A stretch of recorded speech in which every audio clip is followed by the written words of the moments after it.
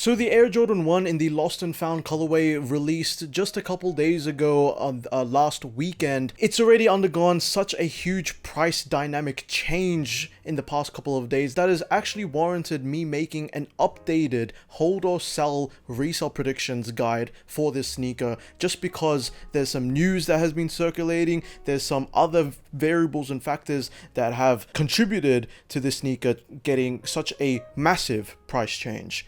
And I'm going to be talking about all of that in this video now. What is going on, you guys? I'm Salvador, and I talk the latest and greatest in sneakers, how to cop, where to cop, and all of the resale predictions and investment insights that you need to ensure that you are staying on top of your sneaker reselling game. If you enjoy these types of videos, you know what to do. Like and subscribe and join the channel. So today in this video, we're obviously going to be talking about the Air Jordan 1 in the Lost and Found colorway, the Chicago reimagined that it was coined a lot in the past. I'm not going to go in depth with the sneaker itself. I've made a video in the past about it. I'll have it linked down below. I just wanted to talk about what has contributed to this sneaker having such a big, massive price change. And why I have actually shifted my stance onto the advice that I gave and distributed in my previous video. Because whilst a lot of it still remains the same, there's been a lot of things that have changed, in my opinion, on what this sneaker is capable of doing in the resale market in the short and long term. So if we look at prices right now on StockX, we can see that over around 6,500 pairs of the sneaker have been bought within the last 3 days. So basically since the sneaker has been released, and I can expect that to increase within the subsequent days. Now, when I filmed my resale predictions guide video on where I see these sneakers going after the release date, pre-sale prices was actually sitting at around 550 Australian dollars, which was a fairly high amount, but not too unreasonable considering that these sneakers retailed for around 180 USD or 250 Australian dollars. So for around a 2x, 2.5x from the retail price, I thought that those were a reasonable amount for a sneaker of this caliber. And judging by those pre-release prices, I deduced that obviously historically pre-release prices have dipped significantly after a sneaker has been released, obviously as more supply hits the market and demand is equalized and there's a new market equilibrium as supply and demand economics come into place.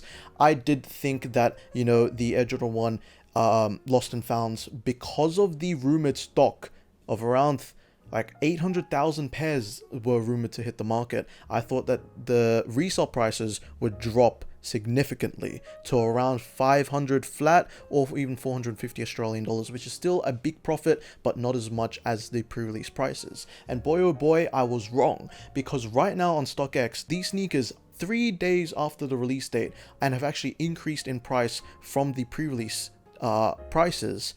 They're now hovering at around 650 to 750 Australian dollars, which is incredible. It's around a 20 to 30% increase from the pre-release prices that we saw. And now I wanted to talk about the psychological factors that have impacted the prices and why these sneakers have risen so much within the past couple of days. And the main reasons are the fear of missing out by the consumers.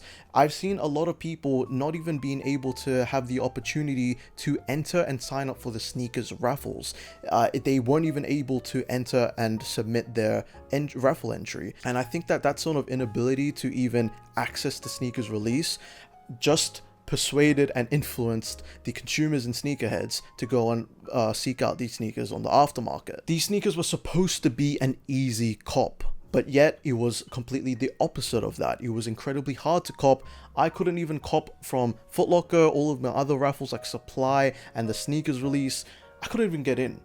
And I really was tempted to cop for resale. But then when I saw the resale prices increase so drastically, you can see the StockX chart right there. After the release, the prices of the sneaker on average just went up from 500 to 700. And now, whilst I don't think that this is going to be an exponential rise, I do think that it will bottom out within a couple of weeks once people start getting in their sneakers. I do think that these sneakers will rise a lot within the near future. They will find a plateau. The sneakerheads themselves have not decided on what that plateau will actually be. Psychology plays a huge factor in determining the prices as well as the consumer demand for these products. And the main fact that this sneaker is such in demand and so exclusive nowadays It completely surpassed everybody's expectations on the potentials of the sneaker.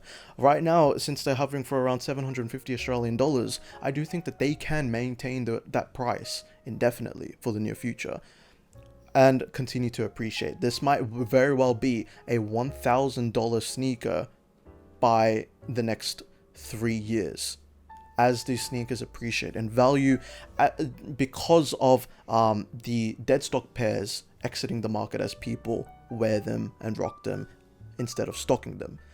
Therefore, the dead stock pairs will continue to appreciate in price as, you know, more pairs are worn. It turns out that the supply was way lower than everybody expected, and yeah, it's caused a lot of problems for actually copying the sneaker. So that's why if you have these sneakers, I do recommend selling right now or selling at a price that you're happy with, just because there's an influx of demand for people who are salty that they missed out on the sneaker release. So they're willing and prepared to pay the price as an emotional reaction to missing out on the sneakers themselves. So if you guys find a seller that you're willing to sell to, then I reckon you should get that, because I do think they will dip within the next month or two with the price as more people get their pairs in hand and then the demand sort of evens out.